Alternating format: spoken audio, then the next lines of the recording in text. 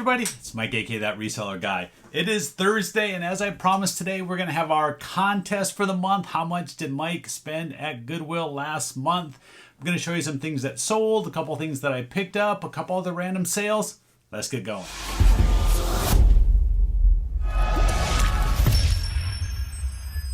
All right, we're going to go ahead and go through these sales. I only have a few that I'm going to tell you about. I sold 3 items on eBay yesterday, 1 on Amazon. Let's pop up this Amazon one first here. It's these Sony little mini discs. I went into a Goodwill one day, found a bunch of these sealed mini discs, a couple of these packs. These things sell really good. This sold for, I think, $69 plus shipping. I paid, I think it was about $7 for this little pack. Really good sale. That's why I love Amazon. On eBay, these were going for about $10 to $15 less at least. So happy to get these sold on Amazon, 69 bucks. And then I sold these 3 items back here. First up, little sale, item that's been in my store for a long time. Yeah, definitely one of these. I had them wrapped up, little bundle like this. It just says trusty pencils. Bought a big bag, hanging bag of vintage pencils. These were some of them that were in there. I've sold a couple other individual ones here and there, but most of the other big bulk lots are still out there in my store and haven't sold. They were actually for a local school district. They had the school district name on them. I thought maybe they would buy them here locally. They must not see my listing because they should buy them. They're not that expensive. Anyway, this little lot, there's only 11 pencils in here and it sold for $9.99 plus shipping. So I almost got $1 per pencil for these vintage trusty brand pencils. The next 2, ones you've seen similar of in the past. This is another one of these games, one of these war games that I've been selling from this huge collection. This one is called, I'm going to see if I can pronounce this right, Tobruk? Is it Tobruk or Tobruk? I don't know. Either way, this is about tank battles in North Africa during World War II, 1942. Really good game. I believe this one is unpunched. Gotta look at my listing over here. Yes, it's unpunched game from 1975. Great vintage game. I did send a little bit of a discount. I've had these games listed for several weeks now, so I'm at the point where I'm willing to give that 5, 10, maybe even 15% discount on certain ones. Sent out a 10% discount, had it at $59.99, sold for $53.99 plus shipping. So yeah, still a really great sale. $50 plus for this game.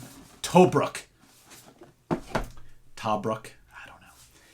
Next time, yeah, you see me sell these all the time. And I'm going to talk a little bit about football helmets again. If you're not buying and selling football helmets, you are missing out. Number 1, best thing about football helmets, I've never had one returned. I've probably sold at least 50 football helmets over the last 5, 6, 8 years. Never had one returned, never had a complaint. Always great experiences. You don't have to put sizing and dimensions and widths and waist sizes. No, you just show some pictures. This one was still even missing the ear pads inside. That happens a lot of times where they're missing ear pads or maybe this front pad. People still buy them. This one here is a vintage Rydell one. You can usually tell by the mask style that these are a little bit older. This one is, there's a number on it. It's like VSR2-Y. I believe the -Y is for a youth helmet. This one was painted silver. You can see somebody spray painted it. You can even see some of the overspray inside. Still got really good money. $50 for this helmet. Yeah, $49.99 plus shipping for this helmet. And generally when I'm buying helmets, I'm paying under $10. Most of the time they're like $5 and $6. So to get $50 for this helmet, I'm really happy. I did sell one yesterday as well. Similar style, just a little bit different, not quite as good condition, and that one sold for, I believe, $40 plus shipping. And oddly enough, both of them went to Canada. I don't know if I've ever shipped a helmet up to Canada before. They both went global shipping program, and the reason why is usually when you get these boxed up, they'll weigh over 4 pounds. Once you get over that 4-pound mark, international shipping goes up quite a bit, even if you're using pirate ship and their simple export rate. So that's why I send them GSP. So that helmet went GSP, and this helmet is going to go GSP. And the reason why these 2 sold, if you watch my videos all the time, I have that big pile of helmets that's been building up in the garage. I think there were 10 of them out there. I got 4 listed the other day, and these 2 helmets were 2 of the ones that I had listed. That's why I always say I need to get those helmets listed because they always sell.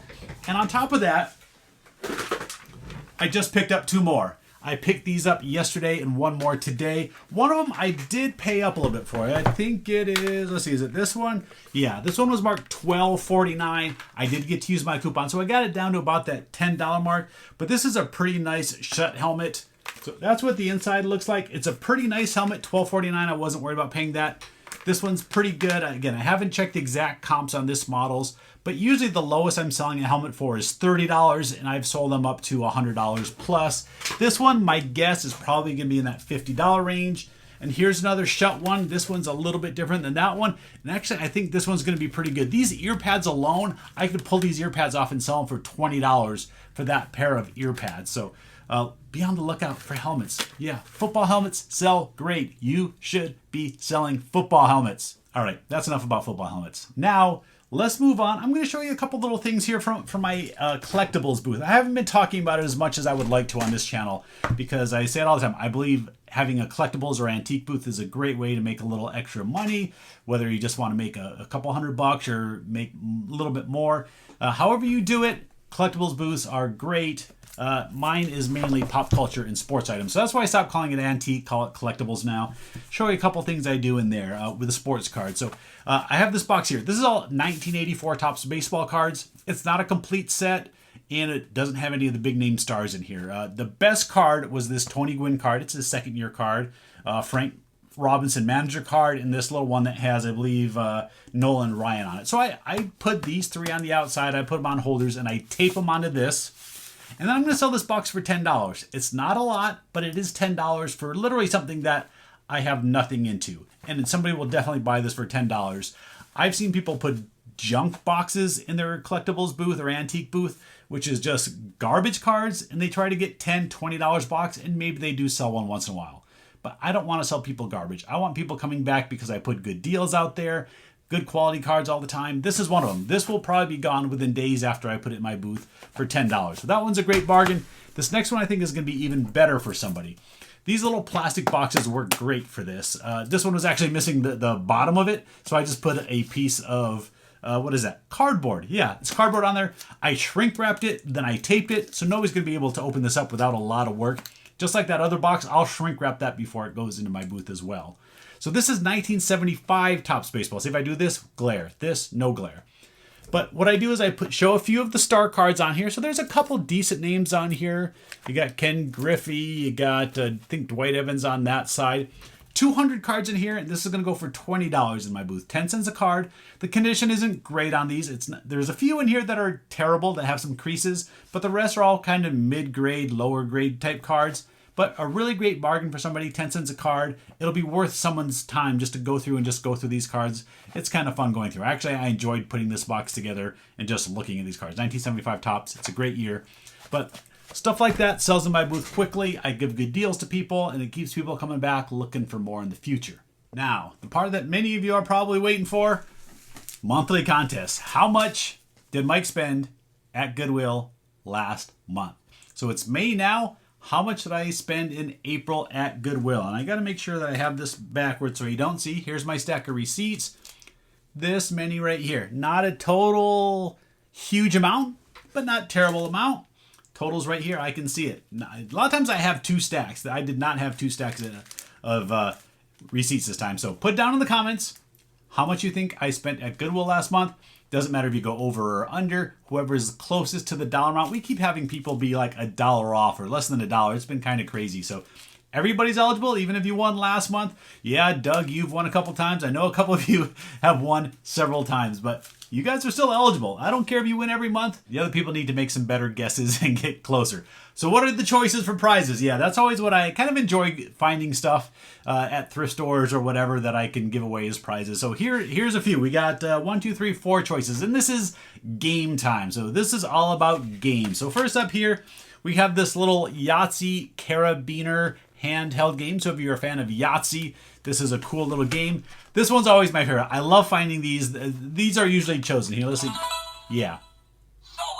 So this little Simon Mini handheld game. This one is almost always the first one picked. I love when I can find these and give them away as prizes.